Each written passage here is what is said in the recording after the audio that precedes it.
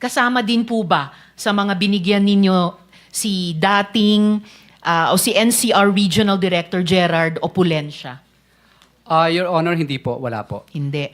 Kasama po ba sa nabigyan nyo na dati si QC First District Engineer Arturo Gonzales? Your Honor, hindi po. Hindi rin. Okay. Sabi nyo po sa committee ito, nagsimula kayo sa National Flood Control Projects noong 2016. Sinabi po yan ni Ms. Diskaya. Sa katunayan, kayo ang pinakamalaking contractor nung nakaraang administrasyon.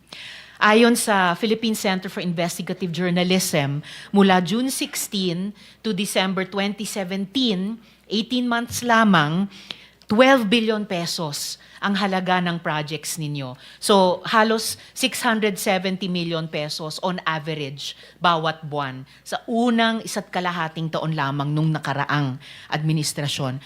Bakit po wala po kayong binanggit na proyekto mula 2016 hanggang 2022 sa inyong affidavit? Your Honor, kasi po yung invitation po dito sa sa committee ay about lang po doon sa flood control po na sinabi po ni mahal na presidente po natin about sa flood control po na from 2022 po.